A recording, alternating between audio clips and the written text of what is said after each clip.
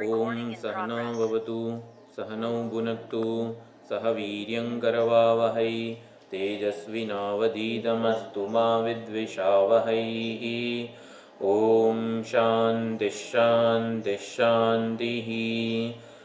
ॐ आप्यायन्तु ममाङ्गानि वाक्प्राणश्चक्षुश्रोत्रमथो बलमिन्द्रियाणि च सर्वाणि सर्वं ब्रह्मोपनिषदं माहं ब्रह्म निराकुर्याम् मा ब्रह्म निराकरोत् अनिराकरणमस्त्वनिराकरणं मे अस्तु तदात्मनि निरतेय उपनिषत्सु धर्मास्ते मयि सन्तु ते मयि सन्तु। ॐ शान्तिः शान्तिः शान्तिः। हरिः ॐ श्रीगुरुभ्यो नमः। हरिः ॐ। सदाशिवसमारम्भां शङ्कराचार्यमध्यमाम् अस्मदाचार्यपर्यन्तां वन्दे गुरुपरम्परां वन्दे गुरुपरम्पराम्। ॐ यैरिमे गुरुभिः पूर्वं पदवाक्यप्रमाणतः व्याख्याताः सर्ववेदान्ताः तान् नित्यं प्रणतोऽस्म्यहम्।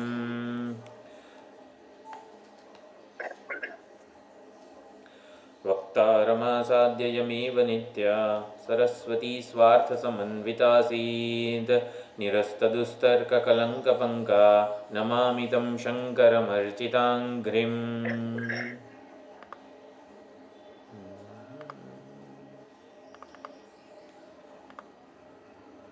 ॐ नमो भगवते भूमविद्याचार्याय स्कन्दाय ब्रह्मिष्ठाय योगीश्वराय सोपान आरोहणवत शाखाचन्द्रदर्शनवत भूमाख्यनिरतिशयतत्त्वोपदेष्ट्रे सनत्कुमाराय न्यायतः उपसन्नाय मृदितकषायाय कृतकर्तव्याय सर्वविज्ञानसाधनशक्तिसम्पन्नाय निरतिशयश्रेयस्साधनप्राप्तिकामाय त्यक्त उत्तम अभिजन विद्यावृत्तसाधनशक्तिसम्पत्तिनिमित्त अभिमानाय सर्वविदे नारदाय देवर्षये च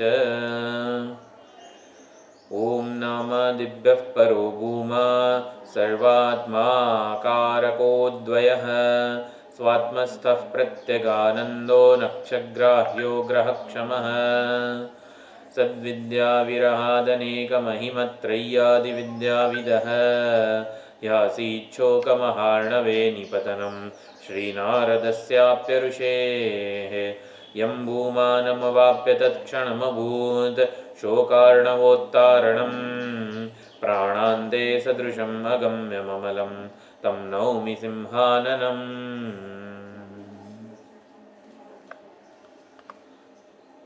સનતકુમાર ભૂમ વિદ્યાના ઉપદેષ્ટા છે, એમને નમસ્કાર કરીએ. વક્તા અને શ્રોતા એવા નારદજીને નમસ્કાર કરીએ. સનતકુમાર વિદ્યા અથવા તો ભૂમ વિદ્યા આ બંને નામ છે 7મા અધ્યાયના. છાંદોગ્ય ઉપનિષદનો 7મો અધ્યાય.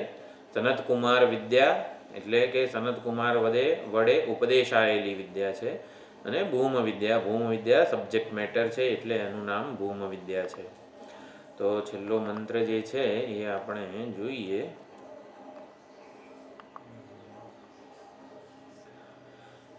તો જીવન મુક્તિ વિદેહ મુક્તિ વગેરેનું જે નિરૂપણ થયું એમાં છાંદોગ્ય ઉપનિષદ છે, બ્રાહ્મણ ઉપનિષદ છે, એટલે મંત્રને ટાંકે છે. મંત્ર એટલે ઋક મંત્રને અહીંયા ટાંકે છે. તદેશ શ્લોક.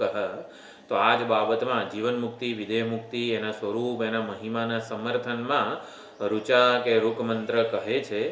ન પશ્ય મૃત્યુમ પશ્યતિ ન રોગમ ન ઉત દુઃખતામ.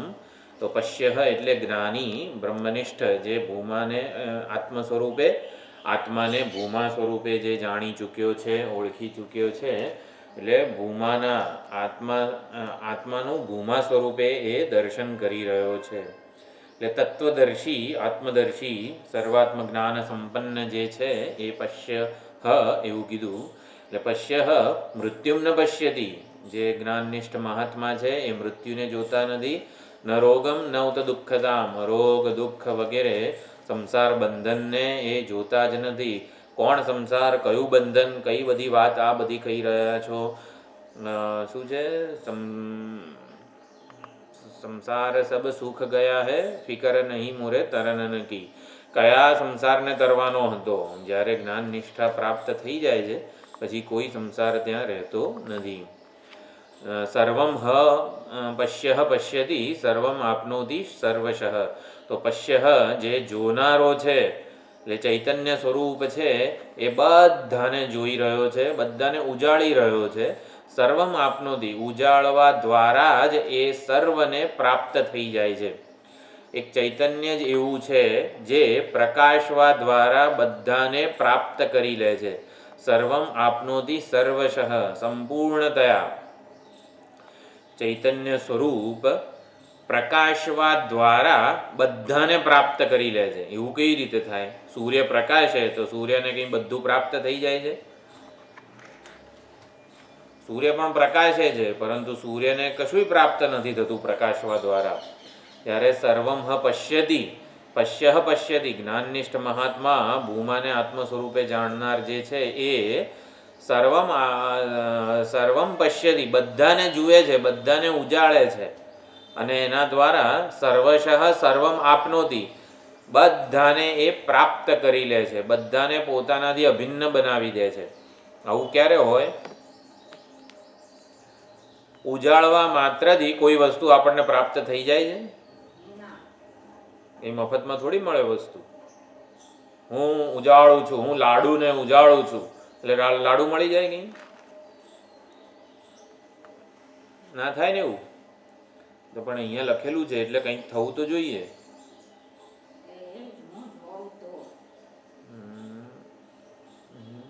એ લાડુ હું હોઉં એટલે વળી શું?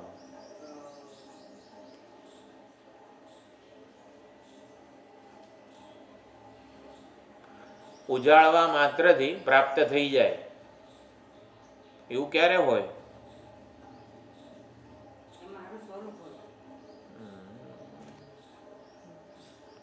એની સાથે એકાત્મતા આવી જાય. હું એનો અધિષ્ઠાન છું અથવા સર્વસ્વ હું લાડુ છું, એ બધું હું જ છું. હા, બરોબર. અધિષ્ઠાનતયા એ હું અવેલેબલ હોઉં, ઉપલબ્ધ હોઉં ત્યાં તો એ મને પ્રાપ્ત થાય. બીજું થોડુંક આપણે લોજિક જરા વિચારીએ. ઉજાળવા માત્રથી આપણને પ્રાપ્ત થઈ જાય. હું લાડુને ઉજાળું અને લાડુ મને પ્રાપ્ત થઈ જાય, એવું ક્યારે બને? લાડુને ઉજાળવા માત્રથી લાડુ પ્રાપ્ત થઈ જાય એવું ક્યારે બને?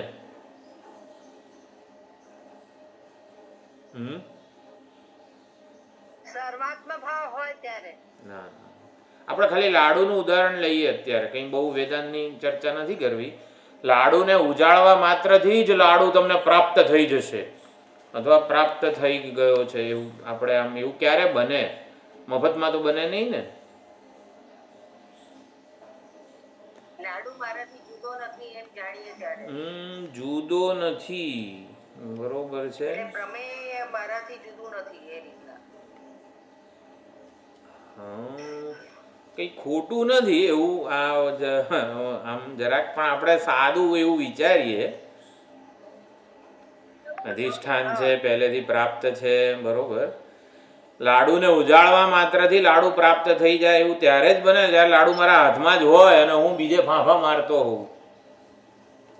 લાડુ પહેલેથી પ્રાપ્ત જ હોય તો ઉજાળવા માત્રથી જ્ઞાનથી પ્રાપ્ત થઈ જાય ને. હા, પ્રાપ્ત છે પ્રાપ્તિ. ખ્યાલ આવે છે? સર્વમ પશ્યતિ, સર્વને જુએ છે, સર્વને ઉજાળે છે. સર્વમ આપનોતિ સર્વશઃ, બધાને એ પ્રાપ્ત કરી જાય છે, બધાને વ્યાપી જાય છે. આવું ક્યારે હોય? જ્યારે પહેલેથી એ પ્રાપ્ત હોય, આપ્ત હોય, એ પોતાનાથી જુદું ના હોય. જવાબ એ જ છે, પરંતુ આપણે એક ઇન્સાઇટ આપણે પ્રાપ્ત કરીએ કે જ્ઞાનનિષ્ઠ મહાત્માને બધું જ પ્રાપ્ત થઈ જાય છે. એવું ક્યારે હોય? જ્યારે પહેલેથી એ સર્વ હોય, પહેલેથી બ્રહ્મ હોય, પૂર્ણ હોય, અનંત હોય વગેરે. એટલે પોતાના વિશેનું જે આ ભાવ છે, જ્ઞાન છે, એ કેવું છે? પૂર્ણ આત્મ સ્વરૂપનું જ્ઞાન છે. એટલે બધું જ પૂર્ણતયા, સમગ્રતયા એને પ્રાપ્ત છે. કશું એનાથી અન્ય ભેદ બુદ્ધિ જન્માવનારું છે જ નહીં. એટલે સર્વમ હ પશ્ય પશ્યતિ, પશ્ય જ્ઞાનનિષ્ઠ જે છે સર્વને જુએ છે, ઉજાળે છે, એના દ્વારા જ સર્વમ આપનોતિ સર્વશઃ, એ બધાને પ્રાપ્ત થઈ જાય છે. બ્રહ્મવિદ આપનોતિ પરમ, અથવા તો શું છે, બ્રહ્મવાઇદમગ્ર આસીત તદાત્માનમેવા વેદ અહમ બ્રહ્માસ્મિતિ તસ્માત તત્ સર્વમ અભવત. એણે પોતાને જાણ્યું ને જાણવા માત્રથી એ સર્વ બની ગયો. કઈ રીતે બની જાય? સર્વ હતો તો જ્ઞાનથી બને ને એ. એટલે સર્વ અને બ્રહ્મ એ પહેલેથી પ્રાપ્ત છે એવું હોય તો જ એ સર્વ બની જાય, સર્વ એને પ્રાપ્ત થાય. તો અહીંયા જીવન મુક્ત મહાત્મા જે છે એનો ઈશ્વર ભાવ અહીંયા કહી રહ્યા છે. જીવન મુક્ત મહાત્મામાં એટલે અજ્ઞાન અને અજ્ઞાન દ્વારા કલ્પાતી કોઈ ભેદ કે સીમા એમાં નથી. એટલે સ એકધા ભવતી, ત્રિધા ભવતી, પંચધા, સપ્તધા, નવધા, ચૈવ પુનશ્ચ એકાદશ. એ પોતાને એક રૂપે, 3 રૂપે, 5 રૂપે, 7 રૂપે, 9 રૂપે, એકાદશ એટલે 11 રૂપે, ટૂંકમાં શતમ ચ અનેક રૂપે, સેંકડો રૂપે બતાવે છે, બનાવે છે. એ સેંકડો રૂપ પોતાના આવી રીતે બતાવે છે, પોતાને જ પ્રગટ કરે છે, પોતાને અભિવ્યક્ત કરે છે.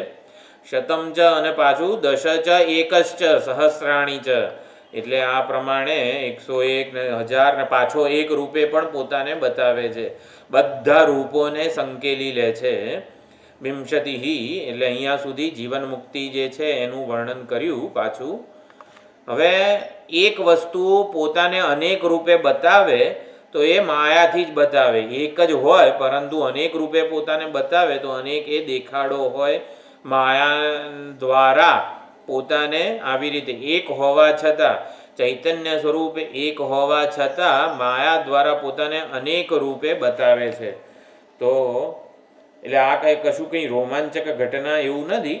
રોમાંચકતા એટલી જ છે કે અત્યાર સુધી હું મારા સર્વાત્મ સ્વરૂપને જાણતો નહોતો. આટલું સ્પષ્ટ હતું. જેવી વૃત્તિ આપણી થાય, જેમ કે લાડુ આપણા હાથમાં જ હોય અને બીજે બધે ફાંફા મારતા હોઈએ અને પછી લાડુ આકારની વૃત્તિ જન્મે, અલ્યા મારા હાથમાં જ છે, તો પછી કેવું થાય કે જે લાડુ પ્રાપ્ત થયો એ કંઈ રોમાંચકતા નથી, પરંતુ જેને હું ફાંફા મારીને બહાર શોધી રહ્યો હતો એ તો પહેલેથી હતો જ મારી પાસે, એ રોમાંચકતા છે. એટલે આમ સંસારીપણું પોતાનામાં જોતો નથી. જ્ઞાની મહાત્મા જરા, મૃત્યુ, શોક, મોહ વગેરેથી મુક્ત થઈ જાય છે. સ્વરૂપભૂત સમગ્રતા એટલે સર્વાત્મતા વગેરે જે કહેવાય એમાં એ પ્રતિષ્ઠિત રહે છે. મૃત્યુ, જરા, દુઃખને જ્ઞાની મહાત્મા જોતા નથી. મૃત્યુ, દુઃખ વગેરે બધી જ વસ્તુઓ પરિચ્છિન્નતાનું નામ છે. એટલે જ્ઞાની મહાત્મા પરિચ્છિન્નતાથી છૂટી જાય છે. એટલે પરિચ્છિન્નતા માટે જિજ્ઞાસુ મુમુક્ષુને અત્યંત તીવ્ર વૈરાગ્ય હોવો જોઈએ. મને એક પણ પરિચ્છિન્ન વસ્તુ નથી જોઈતી. એટલે નચિકેતાએ એ જ યમરાજાને કીધું, તવૈવ વાહાસ તવ નૃત્ય ગીતે વગેરે, મને પરિચ્છિન્ન વસ્તુ નથી જોઈતી. મને અપરિચ્છિન્ન, જે દેશકાળ વસ્તુની સીમામાં કેદ ન હોય એવી કંઈક વસ્તુનું તમે મને જ્ઞાન આપો. એટલે પરિચ્છિન્ન શબ્દ આપણી ડિક્શનરીમાંથી નીકળી જવો જોઈએ. મને અપરિચ્છિન્ન વસ્તુ જોઈએ છે, અમર્યાદિત, એટલે કે એવું સુખ જોઈએ છે જે ક્યારેય ખૂટે નહીં વગેરે વગેરે. અપરિચ્છિન્ન, જે શરતી ના હોય, બિનશરતી હોય, નિરતિશય હોય એવું સુખ, એ ભૂમાં મને એનું જ્ઞાન મને જોઈએ છે. એટલે પરિચ્છિન્ન સાથેનું તાદાત્મ્ય જ જરા, દુઃખ, મૃત્યુ વગેરે છે. એટલે જરા કે મૃત્યુ કે દુઃખ, બંધન વગેરે શું છે? પરિચ્છિન્ન વસ્તુ સાથેનું તાદાત્મ્ય. પરિચ્છિન્ન વસ્તુમાં આસક્તિ હોવી એને જ મૃત્યુ કીધું છે, એને જ દુઃખ કીધું છે, સંસાર બંધન કીધું છે. એટલે પરિચ્છિન્ન સાથેનું તાદાત્મ્ય છૂટી જાય છે. આમાં આસક્તિ, આકર્ષણ વગેરે બધું છૂટી જાય છે. એટલે તત્વજ્ઞ, જે તત્વદર્શી મહાત્મા છે, એ સંપૂર્ણ જે કંઈ પણ છે અહીંયા પરિચ્છિન્ન વસ્તુઓ છે, જેમ કે બધી જ અહીં જગતમાં ઉપલબ્ધ થનારી બધી વસ્તુઓ એકબીજાને વ્યાવર્તન કરનારી છે. એટલે પરિચ્છિન્ન જ છે, પરંતુ એ બધામાં એ અપરિચ્છિન્ન અધિષ્ઠાનના દર્શન કરે છે, ભૂમાના દર્શન કરે છે. પરિચ્છિન્નતાનું ગ્રહણ એને થતું નથી. કોઈક વ્યક્તિના ગુણ કે દોષ આપણને ક્યારે દેખાય? જ્યારે પરિચ્છિન્ન સ્વરૂપે આપણે એને સમજતા હોઈએ. બાકી ગુણ અને દોષમયી જે દ્રષ્ટિ છે એ પરિચ્છિન્નતાનું તાદાત્મ્ય જ સૂચવે છે. એટલે પરિચ્છિન્ન સાથેનું તાદાત્મ્ય જ આપણું છૂટી જાય ને એવી પ્રાર્થના ભગવાનને રોજ કરવી જોઈએ. એટલે મૃત્યુ, જરા, દુઃખ, બંધન, વ્યક્તિ, વસ્તુ, પરિસ્થિતિ બધું બ્રહ્મ માત્ર છે, સચ્ચિદાનંદ જ છે. અધિષ્ઠાન સ્વરૂપે જે દેખાય છે, મને અનુભવાય છે ને એ મિથ્યા જ છે. કોઈ ગુણ કે કોઈ દોષ વગેરે કંઈ મર્યાદા, કંઈક સીમા આપણને જણાતી હોય કોઈક વ્યક્તિ, વસ્તુ, પરિસ્થિતિમાં, તો એ જણાય છે, અનુભવાય છે, એટલે એ દેખાડો છે. એ પરમાત્માનું અન્યથા વિવર્ત જ છે. પરમાત્મા જ એ રૂપે અન્યથા પ્રતીત થઈ રહ્યો છે. હકીકતમાં એ એનું સ્વાભાવિક અભિવ્યક્તિ નથી. બધાની કોઈ પણ વ્યક્તિ, વસ્તુ, પરિસ્થિતિની સ્વાભાવિક અભિવ્યક્તિ કઈ છે? ભૂમા. એ વાસ્તવિકતા જ છે. એટલે બધાની વાસ્તવિકતા ભૂમા છે. એક અદ્વિતીય અદ્વય જે ચૈતન્ય છે, આનંદ છે, એ જ બધાની ખરી વાસ્તવિકતા છે. એટલે તત્વદર્શી જે છે એ આ રીતે સર્વને જુએ છે, સર્વને પ્રાપ્ત થઈ જાય છે. સર્વમ હ પશ્યતિ સર્વમ આપનોતિ. સર્વને ઉજાળવા માત્રથી સર્વની પ્રાપ્તિ ક્યારે થાય?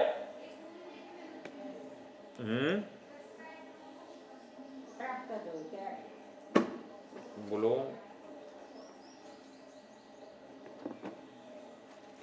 જ્યારે સર્વ પહેલેથી પ્રાપ્ત હોય તો જ જાણવા માત્રથી એની પ્રાપ્તિ થઈ જાય.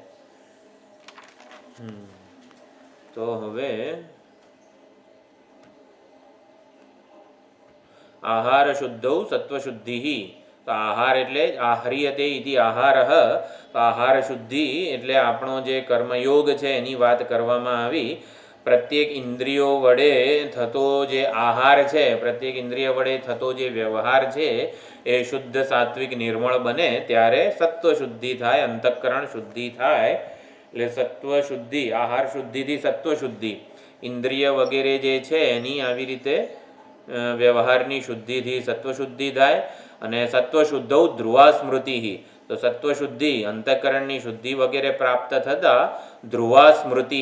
તો આ ધ્રુવા સ્મૃતિ એ જ્ઞાન યોગ, સાંખ્ય યોગ છે. પુરા પ્રોક્તા મયાનગ જ્ઞાન યોગેન સાંખ્યાનામ કર્મયોગેન યોગીનામ. તો દ્વિવિધા નિષ્ઠા. આહાર શુદ્ધૌ સત્વશુદ્ધિ એ કર્મયોગ નિષ્ઠા છે. અને કર્મયોગ નિષ્ઠા છે એ ઉપાય છે. ઉપાયના પરિણામે જે સાધ્ય કે ઉપેય સિદ્ધ થાય એ ધ્રુવા સ્મૃતિ, એટલે જ્ઞાન થાય. જ્ઞાન થાય તો શું થાય? ધ્રુવા સ્મૃતિને જ્ઞાન કીધું છે. જ્ઞાનના દ્રઢ સંસ્કાર એને ધ્રુવા સ્મૃતિ કીધું. અને સ્મૃતિ લંબે જ્યારે જ્ઞાન પ્રાપ્ત થઈ જાય, હું ભૂમા છું, સર્વ છું વગેરે, ત્યારે સર્વ ગ્રંથિનામ વિપ્રમોક્ષ. આને જીવન મુક્તિ, મોક્ષ વગેરે કહેવાય. એટલે જ્ઞાન જ્યારે જ્ઞાન નિષ્ઠામાં પરિણમે ત્યારે સર્વ અવિદ્યા, કામ, કર્મ વગેરે ગ્રંથિ છે, રાગદ્વેષ રૂપી, કામ, ક્રોધ રૂપી બધી ગ્રંથિનો વિપ્રમોક્ષ થઈ જાય, અત્યંત ઉચ્છેદ થઈ જાય, બાધ થઈ જાય. તસ્મૈ મૃદિત કષાયાય, તસ્મૈ નારદાય મૃદિત કષાયાય તમસઃ પારમ દર્શયતિ ભગવાન સનતકુમાર. તો એવા જે મૃદિત કષાય થઈ ગયા છે એવા નારદજીને ભગવાન સનતકુમાર તમસનો પાર એટલે અંધકારનો છેડો. તમસ એટલે અંધકાર, અજ્ઞાન જ અંધકાર છે, જે વાસ્તવિક સૂર્ય સમાન પ્રકાશી રહેલા પરમાત્માનો લાભ નથી લેવા દેતું.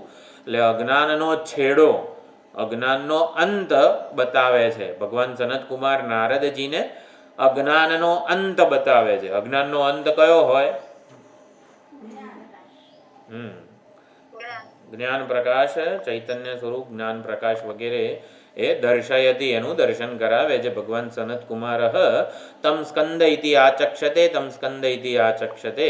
તો સ્કંદ એટલે જ્ઞાનનિષ્ઠ તત્વદર્શી. આપણે જ્યારે મંગલાચરણમાં બોલીએ છીએ ને સ્કંદાય બ્રહ્મિષ્ઠાય, તો એવી રીતે સ્કંદ એટલે કાર્તિકેય ભગવાનના અવતાર પણ કહેવાય સનતકુમારને. અથવા તો સનતકુમાર પોતે કાર્તિકેય રૂપે અવતરેલા છે એવી કથા છે, આપણે જોવાના છીએ આજે. તો સ્કંદ એટલે જ્ઞાનનિષ્ઠ, એટલે કોઈ પણ શ્રોત્રિય બ્રહ્મનિષ્ઠ જ્ઞાનીને સ્કંદ કહેવાય છે. એટલે સ્કંદ ઇતિ આચક્ષતે. એ રીતે આપણે 7મા અધ્યાયને અહીંયા પૂર્ણ થયો. હવે એકવાર ભાષ્ય જોઈ લઈએ. કિંચ એતસ્મિન અર્થે એષઃ શ્લોક, તો શ્લોક એટલે મંત્ર, રૂક મંત્ર ટાંકવામાં આવેલો છે.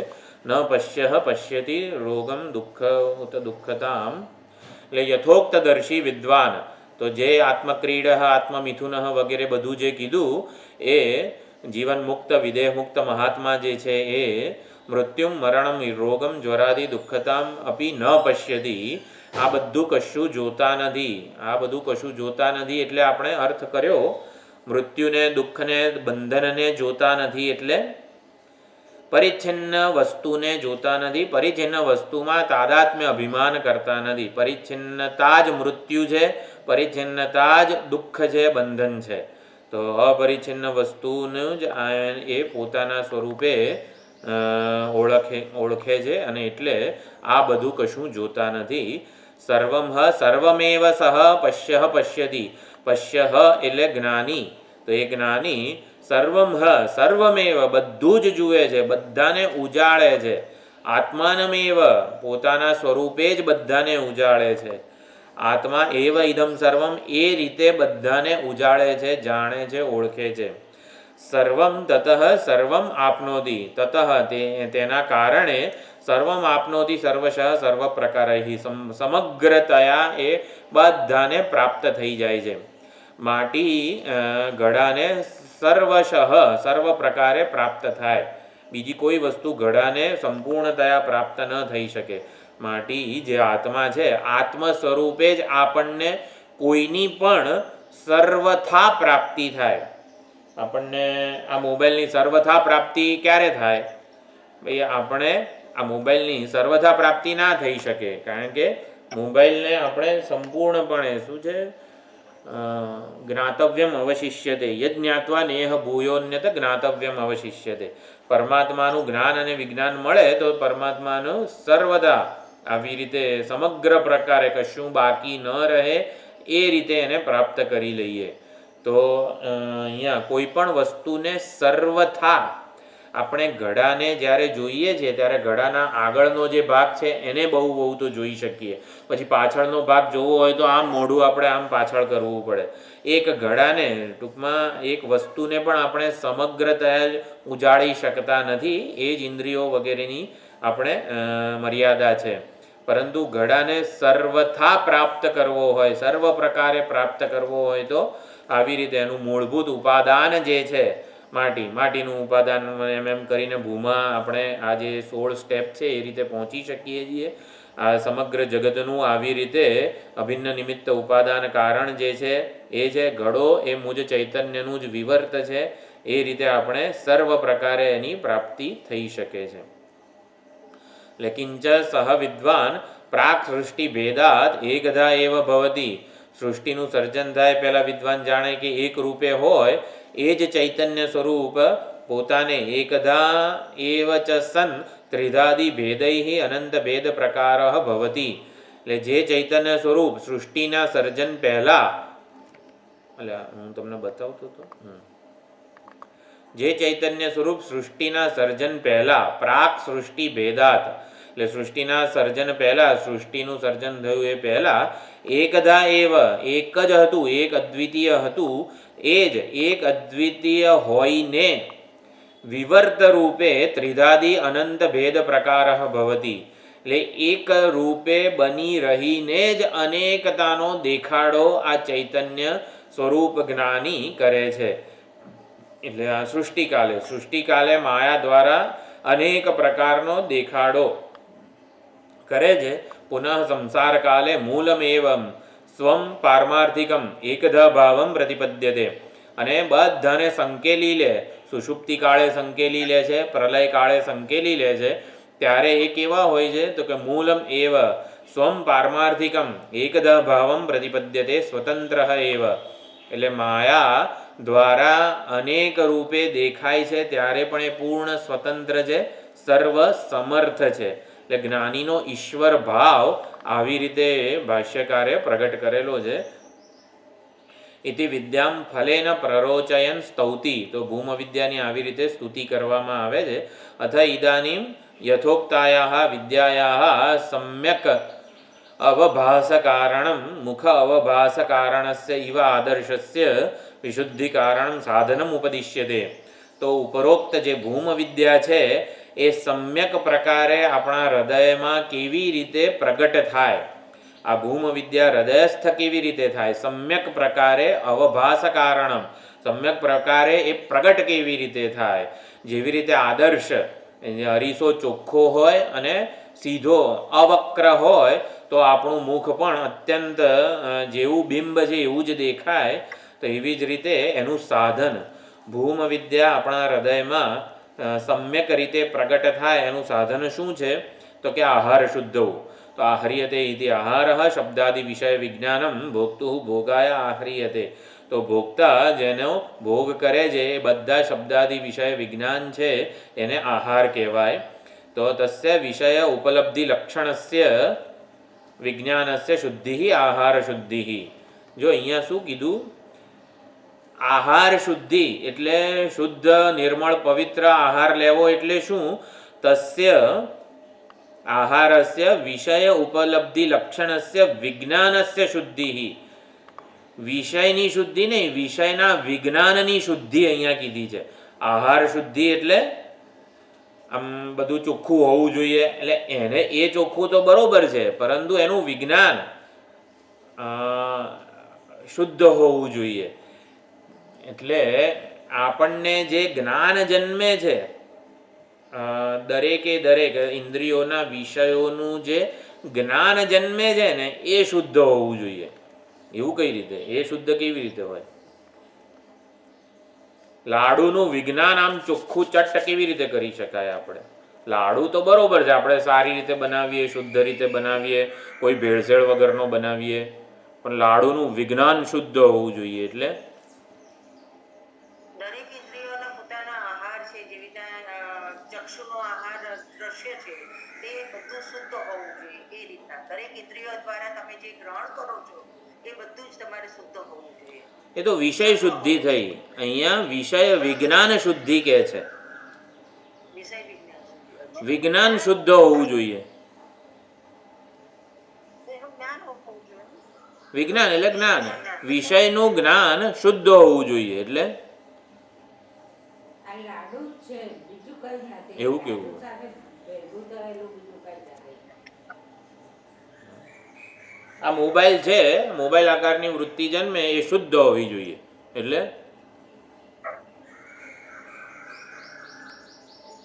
અસ્થિભાવિત પ્રિય રૂપે જોવું જોઈએ.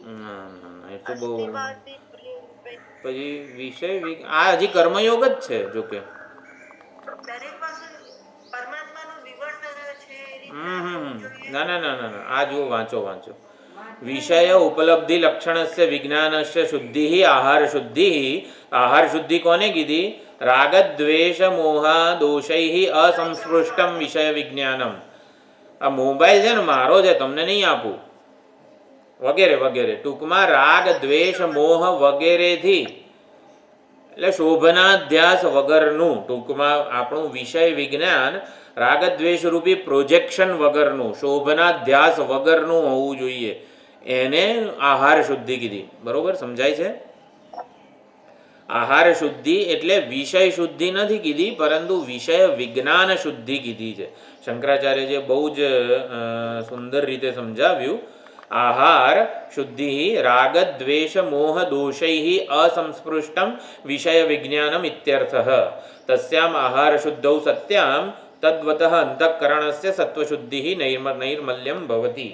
રાગદ્વેષ રાગદ્વેષ આખો દિવસ વેદાંતમાં એક આની જ ચર્ચા આવે છે. રાગદ્વેષ કઈ રીતે ઓછા કરવા. 1000 યુક્તિઓ કે ઉપાય હોવા જોઈએ આપણી પાસે, બધાએ લખવાના. ભાઈ રાગદ્વેષ ઓછા કઈ રીતે થાય? નંબર 1 બોલો. પ્રેમ કરવો જોઈએ. ચલો 2, એમ રાગદ્વેષ હોય ત્યાં સુધી પ્રેમ થાય જ નહીં, પણ મહત્વ નહીં આપવાનું. એમ મફતમાં મહત્વ નહીં આપવાનું. રાગદ્વેષ જ આપણા મનને એના ગુણ કે દોષમાં ઢસડી જાય છે. હવે એ મહત્વ એટલે ઢસડી જાય જ છે એમ. હવે એ ઓછા કરવા છે રાગદ્વેષ વગેરે. હા હા બરોબર. નિષ્કામ કર્મયોગ એક ઉપાય છે. ઈશ્વરાર્પણ બુદ્ધિ, નિષ્કામ કર્મયોગ વગેરે જે છે બધું એ આપણો શાસ્ત્રોક્ત ઉપાય છે. પછી આમ એ તો ભગવાને કીધું ને નિષ્કામ કર્મયોગ, પણ આપણે કંઈક વિચારવું જોઈએ ને, કારણ કે ભગવાન કે એનાથી કામ પતી જ નથી જતું આપણું, એટલે થોડુંક આપણે પણ વિચારવું પડે. દાદા કે આપણને ખબર છે ને કે આ બધું કરે છે કોણ? શરીર તો જડ છે, અંદર એ હોય તો જ થાય છે ને બધું. અધિષ્ઠાતા દેવો હોય તો અંગો ચાલે.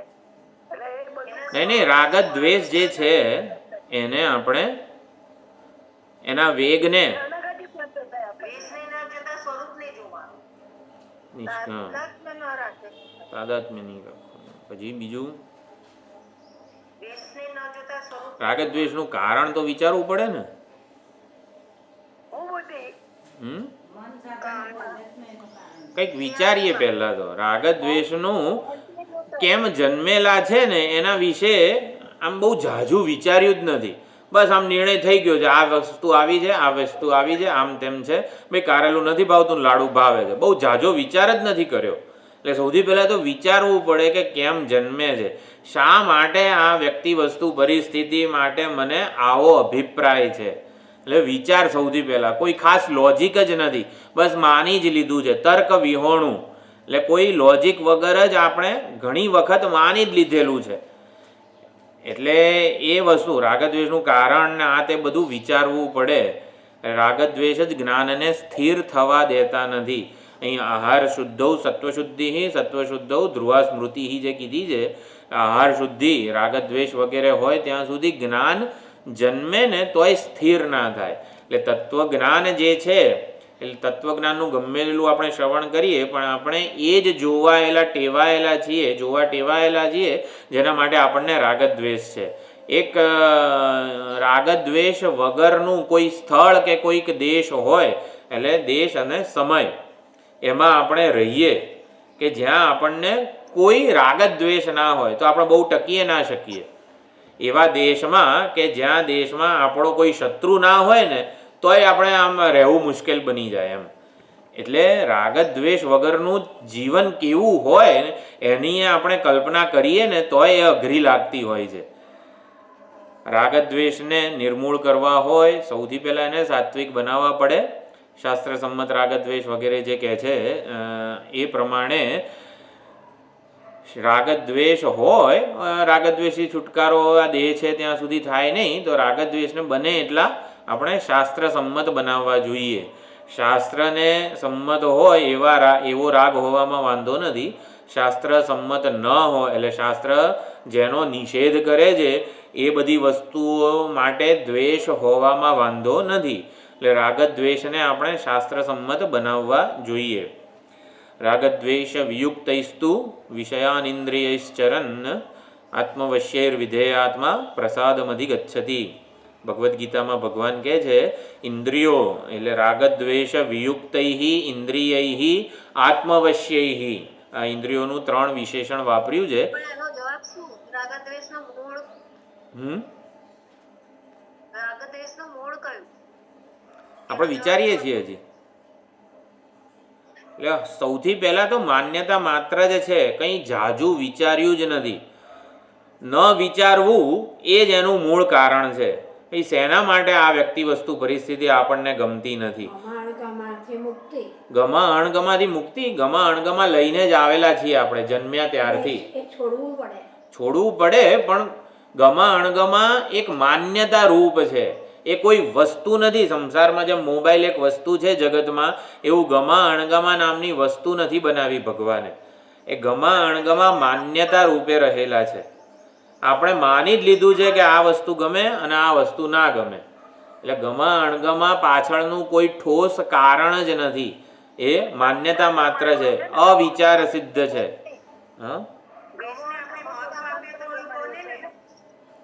દ્વેષને મહત્વ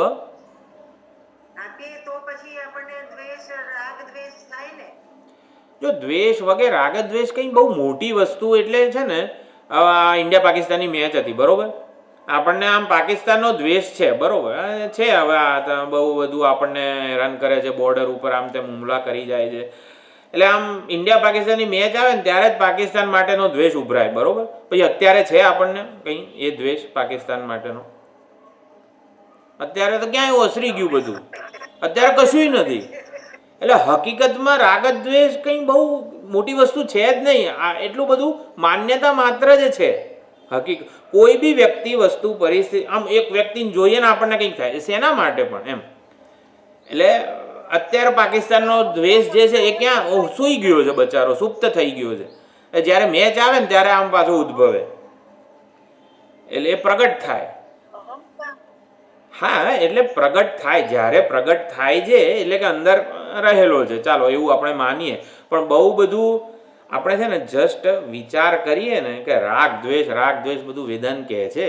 આપણને બહુ તો આમ ગણીએ ને, આપણે નોટમાં લખીએ ને કે આ વ્યક્તિ કે આ વસ્તુ માટે મને દ્વેષ છે અને આ વ્યક્તિ કે આ વસ્તુ માટે મને રાગ છે, બહુ તો 5 થી વધારે તમે વસ્તુ કે વ્યક્તિ લખી જ નહીં શકો.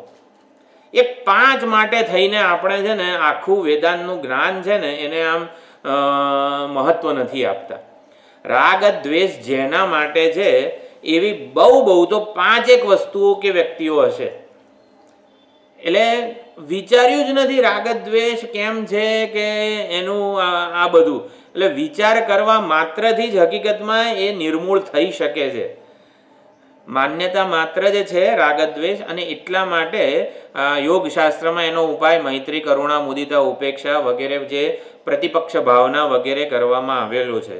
પ્રતિપક્ષ ભાવના એટલે ગેસ ઉપર આપણે દૂધ મૂકેલું હોય તો દૂધનો ઉભરો આવે તો દૂધ ઉભરાઈ ના જાય એના માટે શું કરવાનું, તો કે થોડું ઠંડુ દૂધ ઉમેરી દેવાનું. તો ઠંડુ દૂધ ઉમેરી દઈએ તો દૂધનો ઉભરો શમી જાય ને. તો ઠંડુ દૂધ બહારથી ઉમેરીએ અને પ્રતિપક્ષ ભાવના કહેવાય.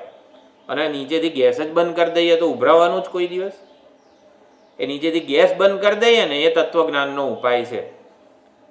હકીકતમાં તો આવું જ છે. તત્વજ્ઞાનના પ્રબળ સંસ્કાર, આ ધ્રુવા સ્મૃતિ એટલે કીધું છે તત્વજ્ઞાનના પ્રબળ સંસ્કાર. એટલે જ્ઞાન, આ જે ભૂમ વિદ્યા વગેરે જે છે એના પ્રબળ સંસ્કાર આપણે જન્માવીએ તો હકીકતમાં રાગદ્વેષ વગેરે જે છે નિર્મૂળ થઈ જ જાય. પ્રતિપક્ષ ભાવનાનો શરૂઆતમાં વગેરેમાં આપણે ચોક્કસ આધાર લઈએ. સદવાસનાનું સેવન કરીએ. સદવાસના એટલે શાસ્ત્રોક્ત જે કંઈ વાસના કહેવામાં આવી હોય, ઈશ્વરની ભક્તિ વગેરે જે છે એનો આધાર, એને સદવાસના કહેવાય. તો સદવાસના જે છે એ જ આ રાગદ્વેષ રૂપી અજ્ઞાનજન્ય વાસના છે એનો નાશ કરનારી છે. એટલે શાસ્ત્રોક્ત જે બધા ઉપાયો છે એ બધા ઉપાયોના દ્રઢ સંસ્કાર જન્માવવા પડે, એની ટેવ પાડવી પડે. એ ટેવના સ્તરે જ્યારે જ્ઞાન આવે ત્યારે આ બધા ટેવના સ્તરે રહેલી રાગદ્વેષ રૂપી, રાગદ્વેષ વાસના છે. વાસના એટલે શું? જેને કાર્ય કરવા માટે છે ને પરવાનગી ના લેવી પડે. પરવાનગી એટલે એ જાતે ને જાતે પોતાનું કામ કર્યા કરે. ટેવ હોય, જેમ કે આપણને આશ્રમ જવું છે તો આપણે જે રસ્તે જવાનું હોય એ રસ્તે કોઈના કયા વગર એમને એમ હેડ્યા જઈએ એટલે પહોંચી જઈએ. કોઈને, આપણા મનને, બુદ્ધિને કોઈને પૂછ્યા વગર એ નીક પડી ગઈ હોય એ પ્રમાણે ચાલી જે હોય એ પ્રમાણે આપણે પહોંચી જઈએ. તો વાસના જે છે એ આવી રાગદ્વેષ રૂપી વિચાર કર્યા વગર એમને એમ કામ કરે છે. તો એને આપણે શાસ્ત્રોક્ત આ વિવેક ચૂડામણીથી માંડીને બધા ગ્રંથો છે એમાં આ વાસના જે છે, વાસનાક્ષય વગેરે છે એનો ખાસ્સો ઉપદેશ આપેલો છે. એટલે એ સદવાસના જન્માવીએ, નવી વાસના જન્માવીએ, એના દ્રઢ સંસ્કાર કરીએ તત્વજ્ઞાનના આધારે, તો પછી એ પ્રમાણે ખોટી જે અજ્ઞાનજન્ય માન્યતા રૂપ જે બધી રાગદ્વેષ રૂપી વાસનાઓ છે એને નિર્મૂળ કરી નાખે, એના વેગને શમાવી દે. એટલે રાગદ્વેષ વિયુક્તૈસ્તુ ઇન્દ્રિયૈ વિષયાંચરન, વિષયોમાં રાગદ્વેષ વગરની ઇન્દ્રિયો વડે આત્મવશ્યૈ ઇન્દ્રિયૈ ચરન, એટલે આત્મવશ્યૈ એટલે કે પોતાના સંયમમાં હોય એવી ઇન્દ્રિયો વડે વિધેય આત્મા, એટલે વિધેય એટલે આપણે વિધેયનો શું અર્થ કર્યો ગઈકાલે? પરિજન વિધેય ત્રિભુવન. બાણાસુરે સંપૂર્ણ ત્રિભુવનને પોતાનું વિધેય બનાવી દીધું, આજ્ઞાંકિત સેવક બનાવી દીધું. એ સંપૂર્ણ વ્યક્તિત્વ છે વિધેય આત્મા પોતાનું આજ્ઞાંકિત સેવક બની જાય. એટલે આ પ્રમાણે વાસના જે છે રાગદ્વેષથી, એટલે આહાર શુદ્ધિ એટલે શું? પ્રારબ્ધથી પ્રાપ્ત જે વિષયો હોય એમાં રાગદ્વેષથી આપણે બચીને રહીએ. અને સત્વશુદ્ધિ એટલે સંસ્કાર જે બધા છે રાગદ્વેષના એ સંપૂર્ણપણે ધોવાઈ જાય તો મહાવાક્યનો બોધ સ્થિર થાય.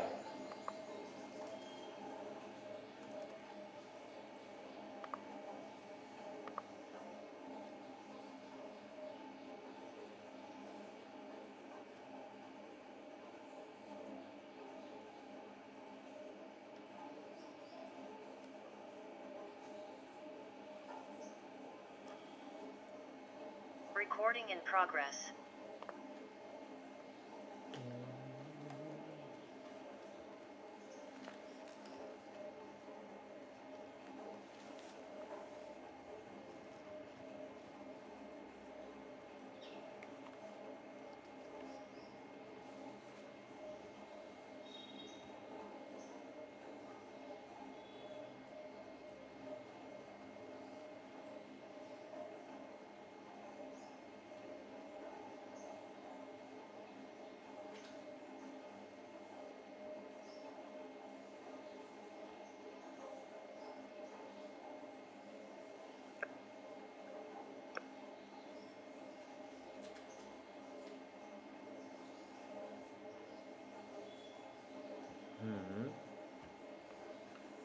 એટલે રાગદ્વેષ મોહ દોષૈ અસંસ્પૃષ્ટમ વિષય વિજ્ઞાનમ.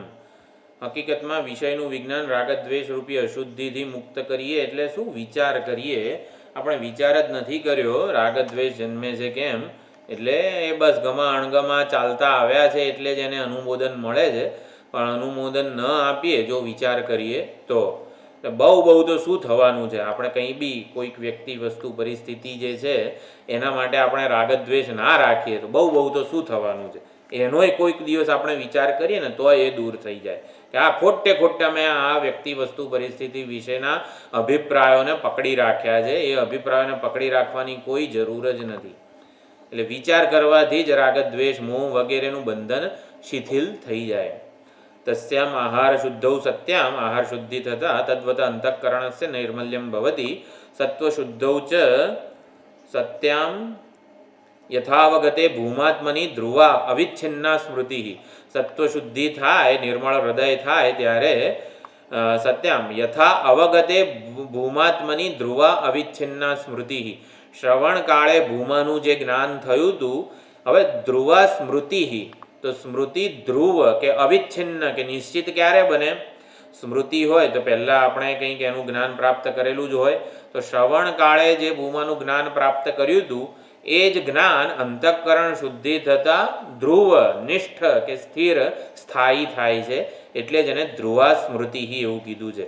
સ્મૃતિ તો આપણને હોય, આપણે શ્રવણ કરીએ ત્યારે ભૂમા વિશેનું વિજ્ઞાન પ્રાપ્ત કરીએ જ છીએ, પરંતુ એ સ્થિર ક્યારે થાય? અંતઃકરણ શુદ્ધ થતાં એ જ્ઞાન સ્થિર થઈ જાય છે.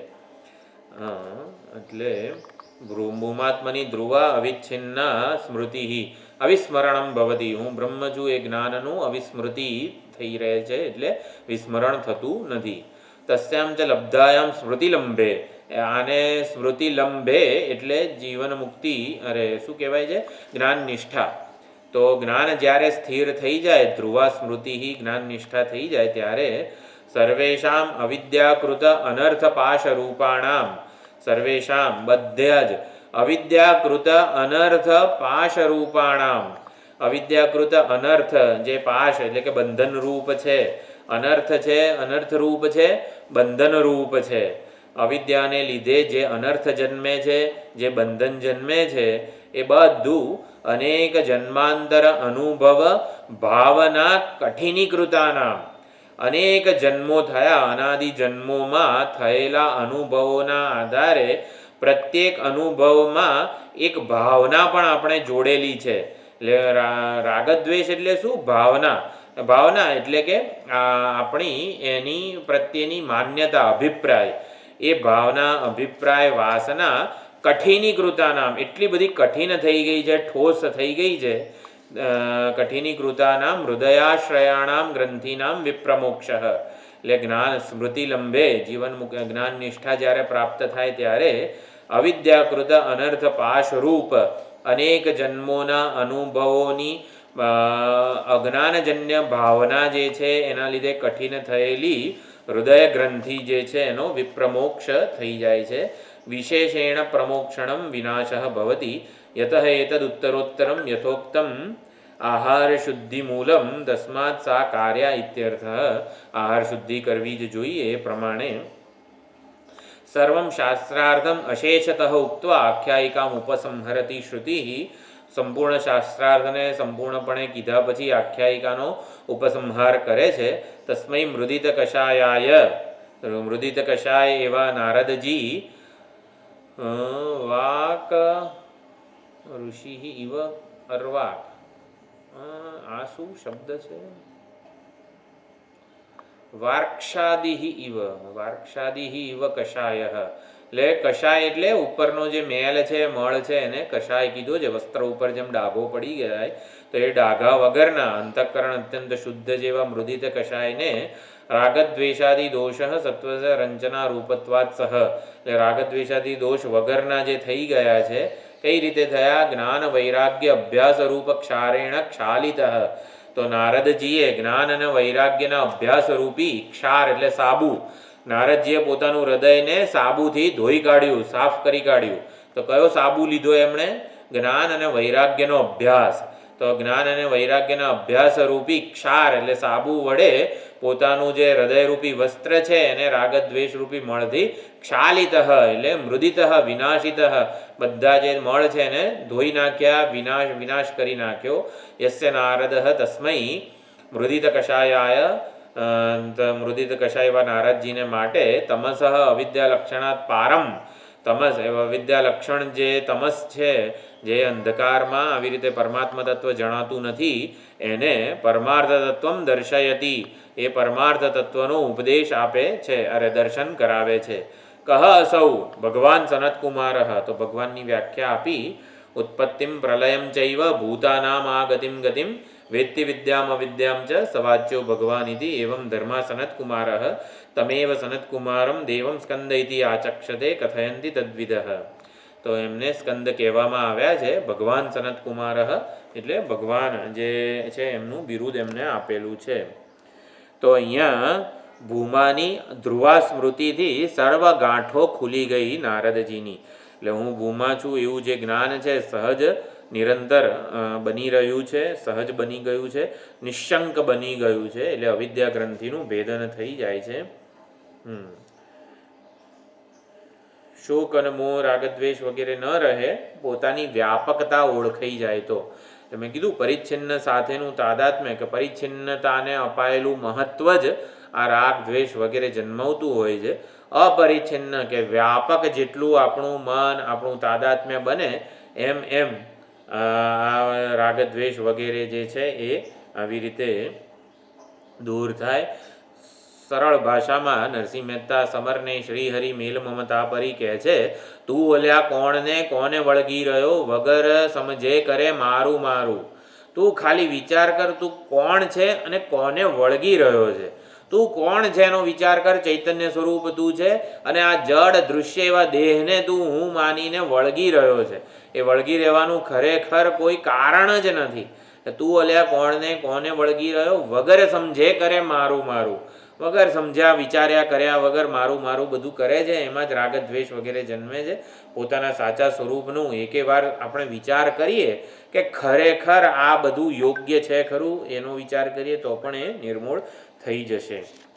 એટલે અનાત્માને હું સમજું તો અનાત્માના લાભ હાનિથી હું પ્રભાવિત થવાનો જ છું. એટલે નારદજીએ આત્માને પોતાને આત્મ સ્વરૂપે, ભૂમા સ્વરૂપે, નિર્વિકાર સ્વરૂપે ઓળખ્યા અને એટલે અવિદ્યા ગ્રંથિ જે છે એ ભેદન થઈ ગયું અને અવિદ્યા ક્ષેત્રથી અતીત પર એવું પરમાર્થ વસ્તુ જે છે એનું હસ્તામલકવત દર્શન કર્યું. એટલે શોકસ્ય પરંપારમ તારયતું એવી જે નારદજીએ પ્રાર્થના કરી હતી, શોકને પાર ઉતારો એટલે અભયમ ગમયતું, મને અભય પ્રાપ્ત કરાવો. તો એ જે અભય ક્યારે પ્રાપ્ત થાય? જ્યારે કોઈ ભેદ ન રહે ને ત્યારે જ અભય પ્રાપ્ત થાય. એટલે અભય એ અભેદનું પરિણામ છે. તો અભેદ અખંડ વસ્તુ એક અદ્વિતીય વસ્તુ ભૂમાનું જ્ઞાન આપણને પ્રાપ્ત થાય તો જ અભય હોઈ શકે છે.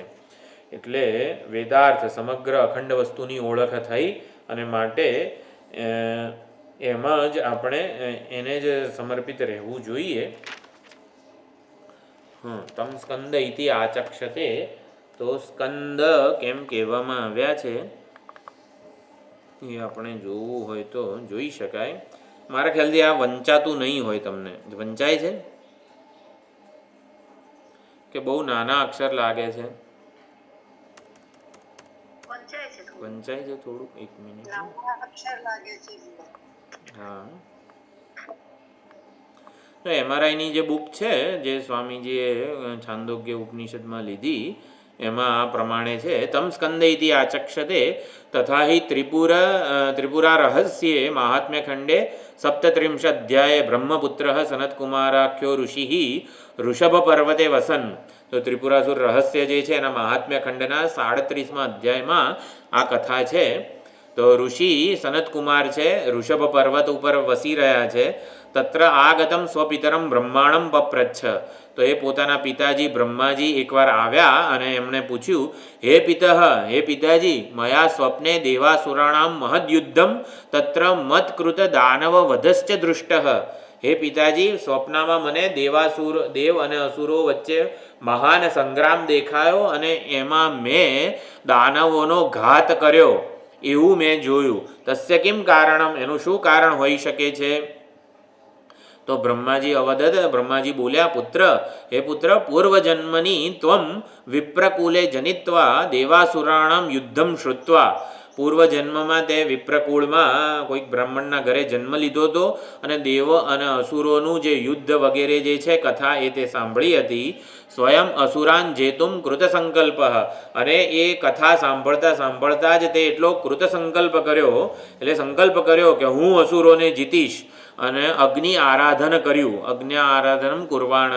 અને તે અગ્નિની ઉપાસના કરી અને એ જ પ્રમાણે દેહ તે છોડ્યો. ત્યારે તતઃ ઉપાસના પ્રભાવાત, એ અગ્નિનું આરાધન જે ઉપાસના કરી એના પ્રભાવે મમ પુત્રત્વેન સંજાત, તું મારા બ્રહ્માજીના પુત્ર તરીકે જન્મ્યો. તત્પૂર્વ જન્મ વાસનાયા ત્વયા ઈદૃશમ દૃષ્ટમ. તો જે પૂર્વજન્મની જે વાસના હતી, મારે અસુરોને હરિઓમ કરવા છે, તો એ વાસનાથી તું આ રીતે પાછો જન્મ્યો અને તું એ જોયું છે. ત્વમ સ્વેચ્છયા અન્ય જન્મ લબ્ધ્વા તત્સર્વમ સાધયિષ્યતિ. હવે તું અત્યારે સનતકુમાર રૂપે જન્મેલો છે, પરંતુ આવી રીતે તું સ્વેચ્છાએ અન્ય જન્મ લઈને એ બધું જે સ્વપ્નમાં જોયું તું એ સાધીશ. તતઃ ગચ્છતિ કાલે કદાચિત ભગવાન શંકર પાર્વત્યા સહ તમ દેશમ આ જગામ. તો ઋષભ પર્વત ઉપર ધીમે કાળ પસાર થયો એ વખતે શંકર ભગવાન અને પાર્વતીજી આવ્યા. આનંદમગ્નમ કિમપી પરિચર્યાદિકમ અકુર્વાણમ સ્તબ્ધમ તમ દૃષ્ટવા કુપિતોપી ભગવાન. એટલે સનતકુમારજી તો અત્યંત આનંદમગ્ન પોતાનામાં જ હતા, સ્થિત હતા, સ્તબ્ધ હતા. એટલે એમણે શંકર ભગવાન અને પાર્વતીજીની કોઈ પરિચર્યા ન કરી, કંઈ આદર સત્કાર ન કર્યો. એટલે કુપિતોપી ભગવાન સૌમ્યયા વાચા. તો ભગવાને સૌમ્ય વાચા વડે કીધું, વરમ અભીષ્ટમ દદામી. એટલે સનતકુમાર પોતાની નિષ્ઠામાં જ, જ્ઞાન નિષ્ઠામાં જ હતા, એટલે પરિચર્યા વગેરે ન થઈ. તો ભગવાને સૌમ્ય વાચા વડે કીધું કે હે સનતકુમાર, તમે અભીષ્ટ વરદાન હું તમને આપું છું. એટલે એમ પ્રમાણે થયું. સનતકુમાર હતું અહમેવ તે વરમ દદ્યામિતિ પ્રોવાચ. તો વળી સનતકુમારે એવું કીધું કે હું તમને શ્રેષ્ઠ વરદાન આપું છું. એટલે સનતકુમારે મહાદેવજીને કીધું કે વરદાન તો હું તમને આપું છું, તમે માગો એમ. તો ભગવાને વળી એવું માગ્યું, ત્વમ મમ પુત્રો ભવ. તો ભાઈ તું મારો પુત્ર થા, એવું વરમ વવ્રે. એટલે મહાદેવે એવું વરદાન માગ્યું કે તું મારો પુત્ર થા. તદંગીકૃત્ય, એને સ્વીકારીને અહમ તવ અયોનિજ પુત્રો ભવિષ્યામી. તો સનતકુમારે કીધું હું તમારો અયોનિજ પુત્ર થઈશ. ઇતિ જગાદ, એટલે એ પ્રમાણે કહ્યું. દેવ્યા તું સ્વશરીર સંબંધ અભાવે, પાર્વતીજી સાથે સંબંધ વગર મતપુત્રત્વમ દ્રઢમ ન ભવિષ્યતિ ઇતિ ઉક્તે સનતકુમાર. તો આવું જ્યારે થાય કે આ દેવીનો અને મહાદેવનો જ પુત્ર છે એવું લોકો નહીં સમજે તો. એટલે સનતકુમાર કહે છે, યત્ર દેવી શરીરમ વિસ્રક્ષ્યસી, જ્યારે દેવી ત્યાં શરીરને છોડશે, તત્ર શરવણમ ઉત્પત્સ્યતે. તો તો ત્યાં શરવણ જે ઘાસ વગેરે જે છે એ ઉત્પન્ન થશે. તદ્વને અહમ જન્મ લભેયમ, તો ત્યાં હું જન્મ લઈશ. અને તામ અપી સાંત્વયામાસ, એટલે દેવીને એ પ્રમાણે સાંત્વના આપી. અને તતઃ કદાચિત શરવણે સ્કંદઃ જાતઃ દેવ કાર્યમ ચ અસુર સંહારાદિકમ અકરોત. તો કાર્તિકેયનો જન્મ જ્યાં થયો તો ત્યાં કોણ હતા બધા, એમને ઉછેર કોણે કર્યો? ઓલું મહાદેવ સિરિયલમાં પણ આવેલું છે ને, કાર્તિકેયનો ઉછેર કૃતિકાઓએ કરેલો ને?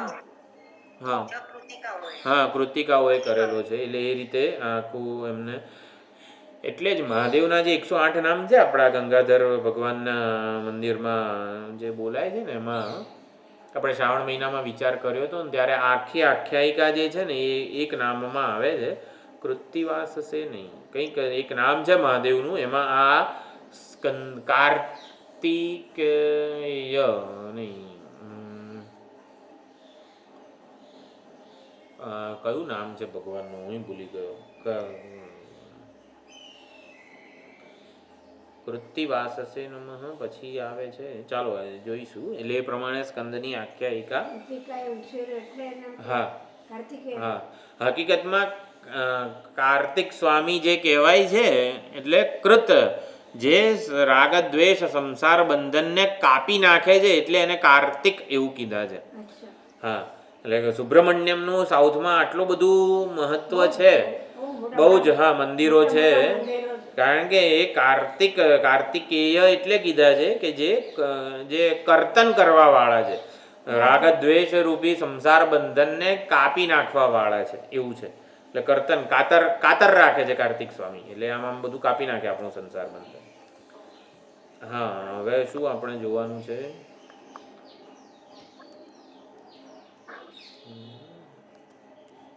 આવું જોવું છે. જો મંગલાચરણના જે શ્લોકો આપણે બોલીએ છીએ એ પણ આપણે લગભગ વિચારેલા છે, કયા કયા પ્રવચનોમાં જે ખબર નથી મને, પણ વિચારેલા છે. પણ અધ્યાય 6 અને 7ની સંગતિ એ બહુ જ મહત્વનો મુદ્દો છે. ભૂમ વિદ્યામાં શંકરાચાર્યજીએ અધ્યાય 6 અને 7 સાથે જે સાંકળ્યો એ ખરેખર બહુ જ મહત્વનો મુદ્દો છે. એટલે એના ઉપર ખાસો વિચાર આપણો થયેલો છે. ભાષ્યકારનું જે શરૂઆતનું ભાષ્ય છે એ પણ બહુ જ સુંદર છે. સર્વવિદ નારદજી શોકમગ્ન છે. એ પણ આટલી બધી વિદ્યાઓ 64 મહાવિદ્યાઓ પ્રાપ્ત હતી છતાં પણ શોકમગ્ન હતા કેમ, એના ઉપર પણ ખાસો વિચાર થયેલો છે. અને શોક મુક્તિના ઉપાય રૂપે નારદજીએ આત્મજ્ઞાનનું તરતી શોકમ આત્મવિત, આત્મજ્ઞાનનું જ વરણ કર્યું. એટલે સનતકુમાર પાસે ભગવાન થોડુંક આમ આ દુઃખ દૂર કરી આપો, કંઈક એવું આમ પીછું ફેરવો, દુઃખ દૂર થઈ જાય. એટલે નારદજીએ પીછું ફેરવવાનું નથી કીધું સનતકુમારને, આત્મજ્ઞાનના ઉપદેશની જ માગણી કરી છે. એટલે એ બધો પણ સુંદર વિચાર થયેલો છે. પછી પ્રાણવિદ નારદજી તો પ્રાણાત્મા બની ગયા હતા, પ્રાણ સાથે તાદાત્મ્ય થયું એમનું. તો પ્રાણ જે છે એ આ વ્યાવહારિક જગતની અંતિમ સિદ્ધિ છે. એટલે વ્યાવહારિક જગતની અંતિમ કર્મ ઉપાસના દ્વારા પ્રાપ્ત થતી સિદ્ધિ નારદજીએ આવી રીતે પ્રાપ્ત કરી લીધી, પ્રાણાત્મા બની ગયા. તો એ જે છે પ્રાણનો મહિમા, પ્રાણાત્મવિત હોવું એટલે શું? વ્યાવહારિક સ્તરે સર્વોત્કૃષ્ટ વસ્તુ પ્રાપ્ત કરી લેવી, અને એટલે જ એ કૃતકૃત્ય પોતાને માનવા લાગ્યા હતા. તો પ્રાણવિત એટલે પ્રાણનું જે આખું એક ખંડ છે એમાં એનું વિચાર ભાતું આપણે સરસ રીતે પ્રાપ્ત કરેલું છે. પછી પ્રાણ રૂપે વ્યાવહારિક અતિવદન, એટલે વ્યાવહારિક અતિવદન એટલે શું? અતિવાદી ભવતી એટલે શું હતું? અતિવાદી એટલે બહુ વધારે બોલ કરે એને અતિવાદી કહેવાય. સંસ્કૃતમાં બોલે બધા વાક્યો એને અતિવાદી કહેવાય. પ્રાણ રૂપે અતિવાદી, અતિવદન કરવું એટલે સાદું અતિવદન કરવું, એમ બહુ બોલ કરવું, એવું સામે વાળો સાંભળે કે ના સાંભળે બોલ કરે એ અતિવાદી કહેવાય.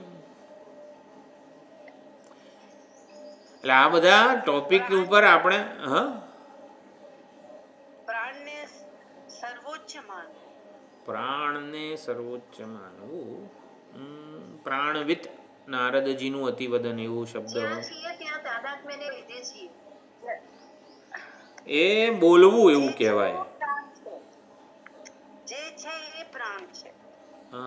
શ્રેષ્ઠ જ્ઞાની અતિવાદી એટલે. આપણે અત્યારે જે બોલીએ છીએ ને જ્યાં તાદાત્મ્ય હોય ને આપણું એ જ બોલીએ છીએ. તો અતિવાદી બનવું, અતિવદન કરવું એટલે આત્મશ્લાઘી નહીં.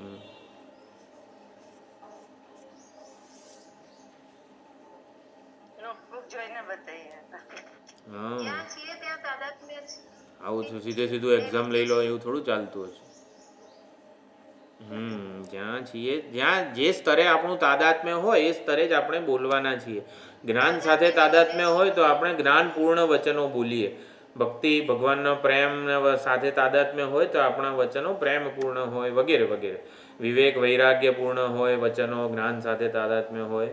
તો પ્રાણ સાથે તાદાત્મ્ય હોય તો પ્રાણો હિ પિતા, પ્રાણો માતા વગેરે જે બધા કંડિકાઓ આવી હતી એ પ્રમાણે હું પ્રાણ છું એટલે બધાના શરીરમાં બધા જીવો સ્થાવર જંગમ બધામાં રહેલો પ્રાણ છું.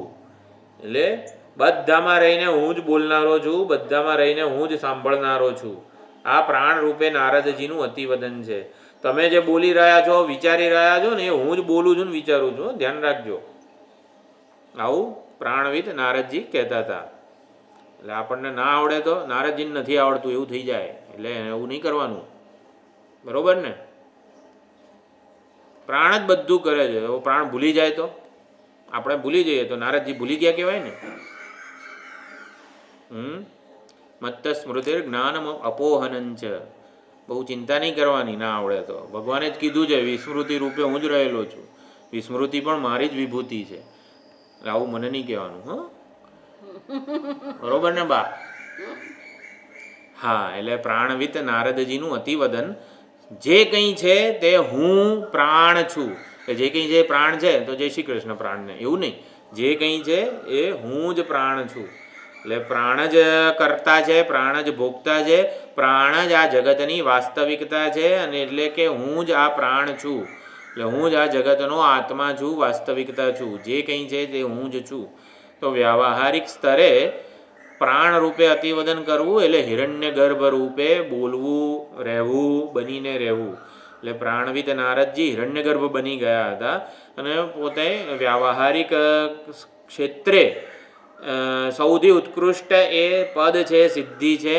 એટલે પોતે કૃતજ્ઞ, આનાથી વધીને કંઈ હોઈ શકે નહીં એવું નારદજી માનવા લાગ્યા હતા. ચલો આ બધું હું ક્યાં સમજાવવા બેઠો છું?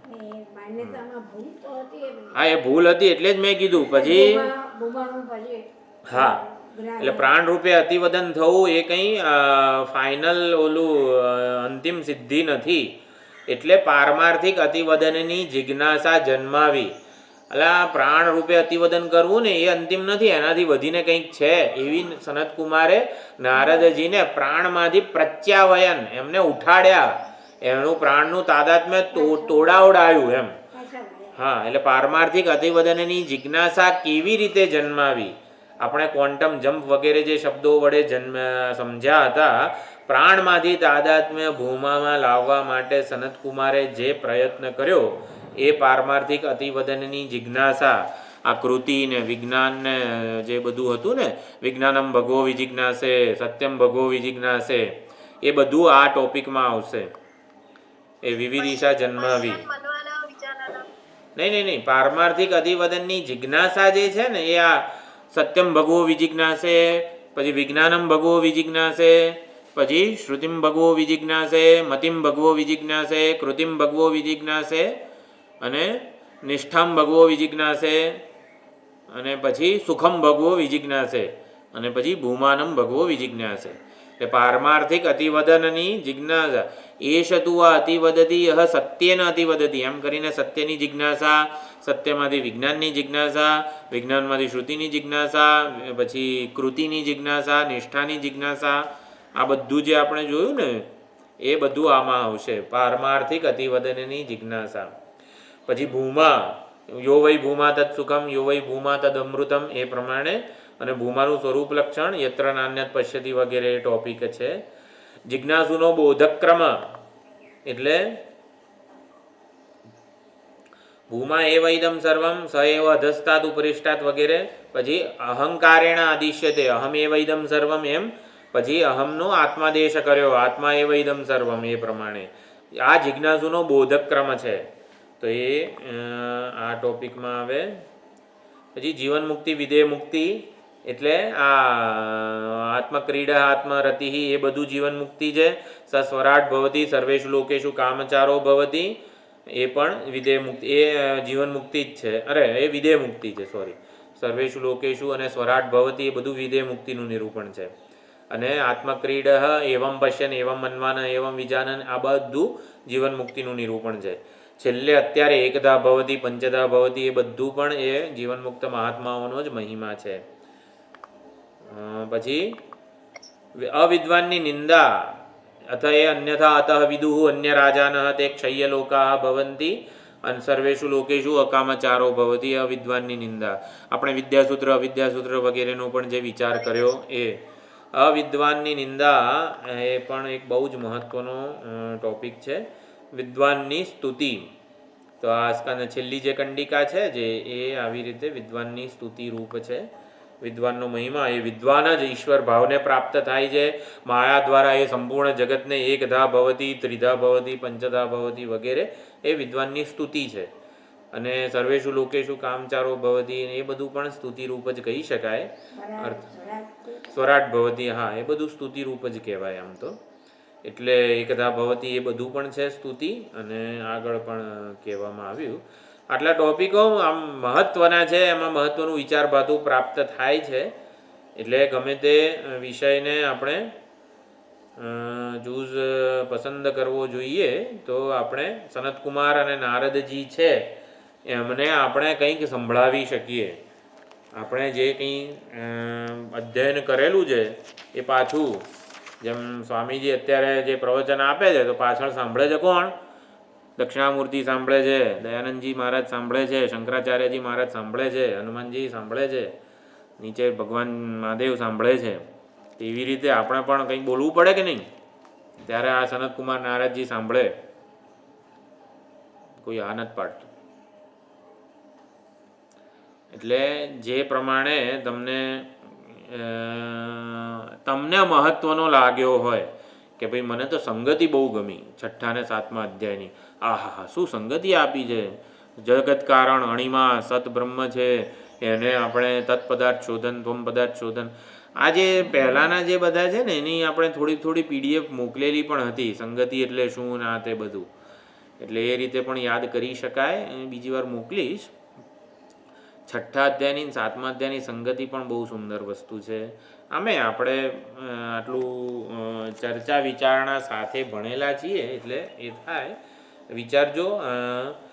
હવે આપણે એકવાર ભાષ્યનું પાછું જેમ 6ઠ્ઠા અધ્યાયમાં કર્યું એવી રીતે પારાયણ જોઈ લઈએ, જો કેવી રીતે થાય ભાષ્યનું. કારણ કે આપણે જે ઓનલાઈન રહીએ છીએ ને એનાથી શું થાય છે કે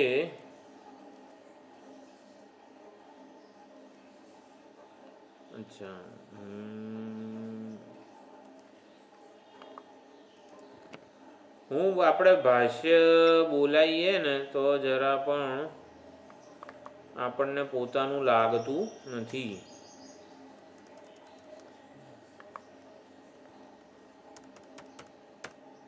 તો ગીતા પ્રેસની બુક છે પરમાર્થ તત્વ ઉપદેશ પ્રદાન પરઃ 6ઠ્ઠોધ્યાય સદાત્મૈકત્વ નિર્ણય પરતયા એવ ઉપયુક્ત ન સતઃ અર્વાક વિકાર લક્ષણાની તત્વાની નિર્દિષ્ટાની. આ પ્રમાણે આપણે કંઈક બોલેલા હોઈએ તો પછી એનો અર્થ જોતા જોતા આપણે સંગતિથી માંડીને બધાનો વિચાર કરી શકીએ છીએ, બધું રિવાઇઝ થઈ જશે. એટલે જે 6ઠ્ઠા અધ્યાયમાં આપણે ત્યાં આશ્રમના પ્રોજેક્ટર ઉપર કરતા હતા એ રીતે આનું પણ કરી શકાય. તો આવતા વખતે એકવાર ભાષ્ય જે છે એનું પારાયણ આવી રીતે કરીશું. આમ તો ફિઝિકલી મળવું જોઈએ પણ હવે એવું તો, પણ તમે બધા બોલજો થોડું મોટેથી, માઇક લઈને બોલજો એટલે બાજુવાળા પડોશીને સંભળાવવું જોઈએ. પરમાર્થ તત્વ ઉપદેશ પ્રધાન 6ઠ્ઠોધ્યાય એમ એવી રીતે બધું મોટેથી બોલવું, એટલે કે સામેવાળા બાજુવાળાને ખબર પડવી જોઈએ કે આને કંઈક આમ આવી રીતે જ્ઞાન થઈ ગયું છે એવું લાગવું જોઈએ. બરોબર? તો ભાષ્ય પારાયણ એકવાર જોઈ લઈશું. અને આ જે વિષયો છે એ બધા ફરજિયાત છે, ભાઈ, કોઈને વિકલ્પ નથી, એમાં પસંદગી એટલી જ છે. There is no choice in making a choice એમ. એટલે પસંદ કરીને મહેનત કરવાની છે, મહેનત પણ મારા જેટલી જ કરવી પડશે એવું છે. એટલે થોડી મહેનત કરવી પડશે. એટલે મેં ગીતા પ્રેસનું ભાષ્ય મોકલ્યું છે ને એના પાના નંબર એમાં લખેલા છે. બીજા પાસે MRI વગેરેની બુક હોય તો પણ વાંધો નથી. એ કંઈ બહુ નહીં, આપણે સપોઝ 10, 15, 12 વાક્યો પણ આપણે લખી શકીએ. લખીને બોલવાનું છે, કંઈ મોઢે મોઢે બોલવાનું છે એવું નથી. એટલે આપણી સમજ આપણે સનતકુમાર અને નારદજીને પહોંચાડી શકીએ કે અમે આવું સમજ્યા છીએ, અમે આવું ભણ્યા છીએ. એટલે કૃતજ્ઞતાનું ખ્યાપન છે. હા, નારદજી શોકમગ્ન છે ને એ જ ટોપિક હું લઈશ. બરોબર, સુંદર. ચલો બીજું કોણ? ભૂમા. ચાલો સરસ. પછી જયપ્રકાશભાઈ કે વિચારવું હોય તો વિચારી જો. હા, સંગતિ. વાહ ભાઈ વાહ, સંગતિ. બહુ સુંદર છે. હા, સંગતિ. સુધાબેન વિચારવું હોય તો વિચારજો. ચાલો, એટલે આવતી વખતે થોડુંક ભાષ્ય પારાયણ આપણે કરી લઈશું. વચ્ચેના જે બધા ખંડ છે એ જલ્દી, એમાં તો ભાષ્ય લગભગ છે જ નહીં, આગળ વધી શકાશે. ભૂમ વિદ્યાની મેં આપણે ટાઈપ કરેલી છે નોટ, એ હું મોકલી દઉં છું અત્યારે. એટલે તમને બધાને એ છે ને એક સંક્ષેપ છે. એટલે જેમ પ્રસાદ પુસ્તિકા કેવી નાની છે આટલી, એમાં બહુ કેટલા પાના હોય, 20 પાના હોય, તો સંક્ષિપ્તમાં આપણે ભાઈ ભૂમ વિદ્યા ભણ્યા, એમાં ગ્રહણ શું કરવાનું, એટલે તમને છે ને વિચાર બાધું લગભગ મળી જાય, પણ છે ને પોતાની રીતે વિચારજો, એ અગત્યનું છે. એટલે ભૂમ વિદ્યાની જે નોટ બનાવેલી છે એ ટાઈપ થયેલી છે, હું મોકલી દઉં છું અત્યારે. એટલે એનો પણ આધાર લઈને થોડુંક આપણે આપણી રીતે વિચારતા થઈએ. ઓમ પૂર્ણમદ પૂર્ણમિ. હા, ક્યારે બોલવાનું? આવતા શિબિરમાં જશે, એટલે શિબિરમાંથી જશે. આપણું ભાષ્ય પારાયણ એકવાર પૂરું થાય ને પછી, એટલે લગભગ આવતું વીક તો નહીં હોય. એટલે ગુરુવારે ભાષ્ય પારાયણ થશે, સોમવારે અને ગુરુવારે પાછું ભાષ્ય પારાયણ થશે, પછીનું કદાચ સોમવાર ભાષ્ય પારાયણ થશે. એટલે છે 2 અઠવાડિયા જેટલો તો ટાઈમ છે. એટલે પણ એવું આપણે કંઈક અર્પણ કરવાનું છે એવો ભાવ રાખીએ સનતકુમાર અને નારદજીને બંનેને. એટલે આપણે શરૂઆતથી ઓમ નમો ભગવતે સનતકુમારાય વગેરે બધું બોલતા હતા કે જેથી સનતકુમાર અને નારદજીની કૃપા, અનુગ્રહ, એમનું જે જ્ઞાન છે એ બધું આપણને પ્રાપ્ત થાય, અનુગ્રહ વર્ષે. એટલે એ બહુ જ જરૂરી છે. સ્વાધ્યાય માટે બહુ સરસ. હા, અને પછી પ્રજાપતિ વિદ્યા આપણે ઇન્દ્ર વિરોચન, બ્રહ્માજી વગેરે શરૂ કરીશું. હા, એટલે ભૂલી ના જઈએ આપણે, અને પાછું રિવાઇઝ થઈ જાય. બહુ જરૂરી છે. બહુ સુંદર. આ બધું સામે જે શ્રોતાગણ છે, ઘણા વર્ષોથી આ બધા ઉપનિષદો આપણે બધાએ સાથે જ ભણ્યા છીએ. એટલે હું પણ તમારી સામે ભણ્યો જ છું. એટલે એ પણ બહુ જ મોટી એક જેને કહેવાય ને ધન્યતાની લાગણી અનુભવું છું કે ખરેખર સામે આ પ્રમાણે. હવે હું થોડાક સ્વીકારું છું કે ટેકનિકલ કે પારિભાષિક શબ્દો વધારે વાપરું છું, કારણ કે ટીકાઓ બધી જે છે ને એ સ્વામીજી એકલાએ ભણાવેલી છે. બીજી બધી આ ટીકાઓ બધી આપણે જે જોઈ, અભિનવ નારાયણ, નંદેન્દ્ર સરસ્વતી, આ બધા નામ જ કોઈને ખબર નથી. એટલે એ બધાના રેફરન્સીસ લીધા હોય. એટલે ચોક્કસ આપણું જે આ જે છે સ્વાધ્યાય એ થોડોક અઘરો છે, શબ્દોની રીતે પણ અઘરો છે. આમ બધા પારિભાષિક શબ્દોનો પણ ખાસો ઉપયોગ થયો છે, કારણ કે જે અધ્યયન જ્યાં કરેલું હોય ને એ બધું થોડુંક લેવાનો આપણને ઉત્સાહ પણ હોય, અને એ સામે પ્રગટ થવાનો પણ આનંદ હોય છે. એટલે ચોક્કસ થોડુંક અઘરું હોય છે, પણ તમે બધા સાથે છો એટલે હું પણ એનો આનંદ ઉઠાવી શક્યો છું. હા, ભણવું જ પડે. એટલે હું ભણ્યો જ છું. બીજાને શીખવવામાં. હા, જઈએ. એટલે શાસ્ત્રની સાથે રહેવાનો આનંદ તમારા બધાને લીધે મળેલો છે, એ પણ બહુ જ ધન્યતા છે. એટલે આ વિચારો આવી રીતે પ્રગટ થાય છે સાથે સાથે, એ પણ ભગવાનની બહુ મોટી કૃપા છે. એટલે આગળ આપણે એ રીતે અધ્યયન કરીશું પ્રજાપતિ વિદ્યા પછી.